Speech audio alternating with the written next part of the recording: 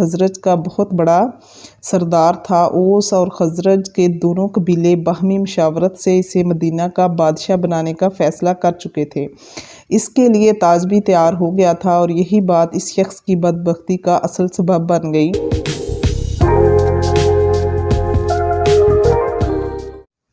اعوذ باللہ من الشیطان الرجیم، بسم اللہ الرحمن الرحیم۔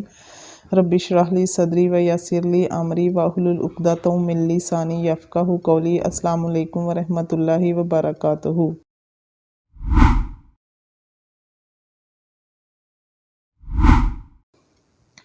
اچھا جی، ہم رسول صلی اللہ علیہ وسلم کی سیرت کے بارے میں پڑھتے ہیں، جس میں آج ہمارا ٹاپک ہے عبداللہ بن ابی کی بدبختی۔ دوسرا اہم واقعہ یہ ہے کہ عبداللہ بن ابی خزرج کا بہت بڑا سردار تھا۔ اوس اور خزرج کے دونوں قبیلے باہمی مشاورت سے اسے مدینہ کا بادشاہ بنانے کا فیصلہ کر چکے تھے۔ اس کے لیے تاج بھی تیار ہو گیا تھا اور یہی بات اس شخص کی بدبختی کا اصل سبب بن گئی کہ وہ منافقین کا سردار بن گیا، کیونکہ اس کی بادشاہت کا آئینہ نبی صلی اللہ علیہ وسلم کی مدینہ میں تشریف آوری کے باعث چکنا چور ہو گیا۔ اب ان بے تاج بادشاہ کے ورد مسعود کے بعد کسی کے با تاج بادشاہ بننے کی گنجائش کہاں رہی؟ وہ ایمان تو لے آیا، کیونکہ دونوں قبیلے ایمان لے آئے تھے، لیکن پہلے ہی دن سے اس کے دل میں نفاق کا بیج جو پڑا تو وہ پروان چڑھتا ہی چلا گیا۔ اس کے بعد قریش کے خطوط آ رہے تھے کہ تم محمد صلی اللہ علیہ وسلم اور ان کے ساتھ مہاجرین کو مدینہ سے باہر نکالو، تم کھڑے ہو جاؤ، تمہیں اقدام کرنا چاہیے، ہماری مدد کی ضرورت ہو تو ہم لشکر لے کر آنے کے لیے تیار ہیں، وغیرہ وغیرہ۔ چنانچہ اس کی ریشہ دوانیاں ابتدا ہی سے شروع ہو گئی تھیں۔ یہاں یہ بات بھی توجہ طلب ہے کہ آپ صلی اللہ علیہ وسلم بھی نفس نفیس چل کر عبداللہ بن ابی کے پاس تشریف لے گئے، حالانکہ یہ بھی ہو سکتا تھا کہ رسول صلی اللہ علیہ وسلم اس کو طلب فرماتے اور خود انتظار فرماتے، لیکن نہیں، معاملہ دین کا ہے، اس میں کسی کی کوئی ہٹی نہیں ہو جاتی۔ بقول غالب کہ میں کوچہ رقیب میں بھی سر کے بل گیا، یہاں در بدر جانا پڑتا ہے۔ رسول صلی اللہ علیہ وسلم نے خالص دنیاوی انداز اور دلیل سے اسے سمجھایا اور فرمایا کہ دیکھو، اگر تم نے کوئی اقدام کیا تو کیا اپنے بھائیوں کے خلاف جنگ کرو گے؟ رسول صلی اللہ علیہ وسلم اسے سمجھا رہے ہیں کہ تمہارا سارا قبیلہ ایمان لا چکا ہے، اگر تم نے اس طرح کی کوئی حرکت کی جو ہمارے علم میں آئی تو اچھی طرح سوچ لو کہ اس کا نتیجہ کیا ہوگا، تمہیں اپنے بھائی بندوں کے خلاف جنگ کرنا پڑے گی۔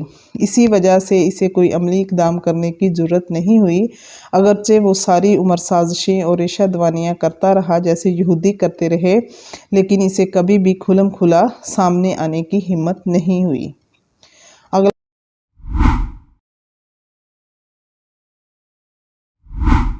آگے جو ٹاپک ہے وہ ہے غزوہ بدر سے قبل جو 8 مہمیں تھیں رسول صلی اللہ علیہ وسلم نے لڑی، ان کے بارے میں ہے۔ اب غزوہ بدر سے قبل کی 8 مہمات کی تفصیل ملاحظہ کرتے ہیں۔ رمضان المبارک 1 ہجری میں سب سے پہلا سریہ نبی صلی اللہ علیہ وسلم نے حضرت حمزہ بن عبد المطلب کی سرگردگی میں بھیجا۔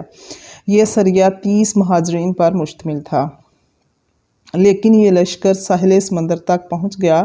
وہاں ابو جہل 300 کی نفری کے ساتھ کوئی تجارتی قافلہ لے کر جا رہا تھا، وہاں دونوں کی بھیڑ ہو گئی، لیکن مجدی بن عمر جہنمی ایک شخص تھا جس کا رسول صلی اللہ علیہ وسلم سے معاہدہ ہو چکا تھا، وہ بیچ میں پڑ گیا اور اس نے کوئی صلات صادم نہیں ہونے دیا، لہٰذا کوئی جنگ یا خون ریزی نہیں ہوئی، ورنہ 30 سال صحابہ کا 300 مشرکین مکہ سے مقابلہ ہوتا، گویا 1 اور 10 کی نسبت تھی۔ یہ پہلی مہم تھی جو رسول صلی اللہ علیہ وسلم نے رمضان 1 ہجری میں بھیجی تھی۔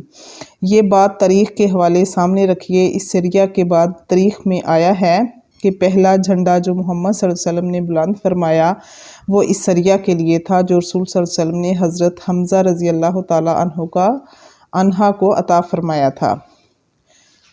دوسری مہم 1 ماہ بعد شوال 1 ہجری میں حضرت عبیدہ بن حارث کی سرگردگی میں مہاجرین کے ساتھ بھیجی گئی، اس کا بھی ابو سفیان کے ایک قافلہ کے ساتھ رابغ کے مقام پر آمنا سامنا ہو گیا اور ٹکراؤ کی نوبت آ گئی۔ رابغ بھی ساحل بحر پر ہے۔ حج اور عمرہ کرنے والے حضرات اس مقام سے بخوبی واقف ہیں کیونکہ یہ مدینہ کے راستے میں آتا ہے۔ برکیف اس موقع پر بھی جنگ نہیں ہوئی، اس لیے کہ ابھی تک کسی فریق کی طرف سے بھی باقاعدہ اعلان جنگ نہیں ہوا تھا۔ رسول صلی اللہ علیہ وسلم کا مقصد اصل میں یہ تھا کہ اپنی موجودگی ثابت کر دیں کہ اب یہ تجارتی راستہ ہمارے لیے پہلے کی طرح محفوظ نہیں ہے کہ بے کھٹکے گزرتے رہو، بلکہ یہ اب ہماری زد میں ہے۔ اس موقع پر پہلا تیر حضرت سعد بن ابی وقاص نے چلایا، اگرچہ اس سے کوئی زخمی نہیں ہوا، یہاں بھی بیچ بچاؤ ہو گیا اور باقاعدہ جنگ کی نوبت نہیں آئی۔ انشاءاللہ ہمارے یہ واقعات ابھی جاری ہیں۔ ملتے ہیں نیکسٹ ویڈیو میں۔ اللہ ہم سب کا حامی و ناصر ہو۔ ربنا تقبل منا انک انت السمیع العلیم۔